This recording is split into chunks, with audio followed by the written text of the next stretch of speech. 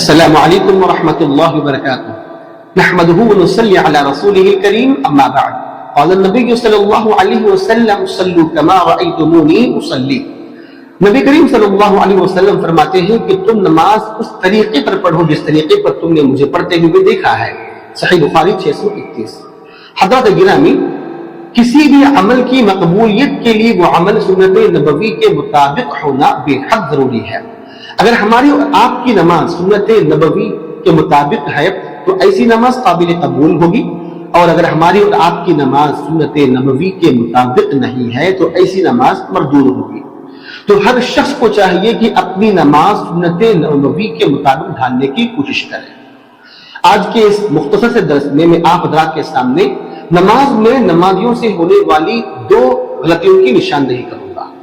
پہلی غلطی، نماز میں نمازی کا نگاہ کو آسمان کی طرف اٹھائے رکھنا۔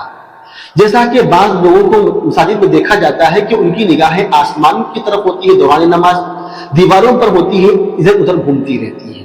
تو یہ عمل نماز کے خلاف ہے، نماز کے آداب کے خلاف ہے، سنت نبوی کے خلاف ہے، نماز کے خشوع و خضوع کے بھی خلاف ہے۔ اور آپ صلی اللہ علیہ وسلم نے نہ صرف اس عمل سے روکا ہے بلکہ اس کی سخت وعید بھی حدیث پاک میں بیان کی گئی ہے۔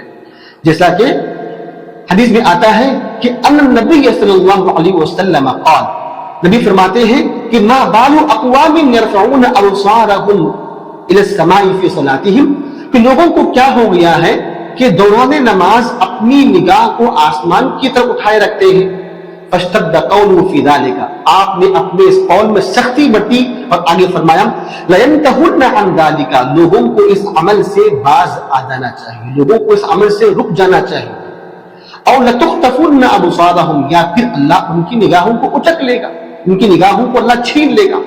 یعنی دوران نماز نگاہوں کو ادھر ادھر گھمائے رکھنا، دیواروں پہ رکھنا، آسمان کی طرف دیکھنا، یہ اتنا بڑا گناہ ہے کہ لوگ اگر اس عمل سے باز نہیں آئیں گے تو اللہ ان کی قوت بصارت کو چھین لے گا۔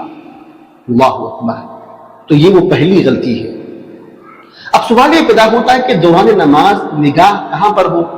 اس سلسلے میں حدیث پاک میں آتا ہے کہ دوران نماز انسان کی نگاہ سجدہ کرنے کی جگہ پر ہونی چاہیے، اور دوسری حالت تشہد میں انگشت شہادت اس انگلی پر ہونی چاہیے جب ہم اس انگلی کو حرکت دیتے ہیں، اور بقیہ نماز میں سجدہ کرنے کی جگہ پر نگاہ ہماری ہونی چاہیے۔ آئیے دوسری غلطی جاننے کی کوشش کرتے ہیں۔ دوسری غلطی ہے نماز میں بکثرت جمائی لینا۔ ناظرین کرام، جمائی شیطان کی طرف سے آتی ہے اور یہ سستی اور کاہلی کی علامت ہے۔ حدیث میں آتا ہے کہ آپ فرماتے ہیں کہ شیطان اسی عمل سے نماز میں داخل ہوتا ہے اور نماز کو برباد کرنے کی کوشش کرتا ہے۔ آئیے حدیث سنتے ہیں۔ آپ نے فرمایا کہ ان النبی صلی اللہ علیہ وسلم قال التثاؤب من الشیطان، یہ التثاؤب من الشیطان جمائی شیطان کی طرف سے ہوتی ہے۔ فَإِذَا تَثَاءَبَ أَحَدُكُمْ فَلْيَقْضِ مَا اسْتَطَاعَ، جب تم میں سے کسی شخص کو جمائی آئے تو حسب استطاعت اسے روکے رکھے۔ بلوغ المرام 196 نمبر کی حدیث ہے۔ ایک اور حدیث میں آپ نے فرمایا ہے کہ جب تم میں سے کسی شخص کو جمائی آئے تو اپنا ہاتھ اپنے منہ پہ رکھ لے اور آواز نہ کرے، اور چونکہ شیطان آواز کرنے پہ ہنستا ہے۔ بہت سے بھائیوں کو دیکھا جاتا ہے کہ دوران نماز سستی اور کاہلی کی بنیاد پر بکثرت جمائیاں لیتے رہتے ہیں، اور خود کی نماز بھی برباد ہوتی ہے اور آس پاس کے جو لوگ مصلی ہیں ان کی نماز بھی برباد ہو جاتی ہے۔ لہذا جمائی شیطان کی علامت ہے، سستی کی علامت ہے۔ نماز میں اسی عمل سے شیطان داخل ہوتا ہے، نماز کو خراب کرنے کی کوشش کرتا ہے۔ تو اسی لیے ہمیں چاہیے کہ جمائی آئے تو نہ آواز کریں اور حتی الامکان اس عمل سے رکنا چاہیے۔ یہ دو غلطیاں تھیں نماز میں، نمازیوں سے ہونے والی غلطیاں۔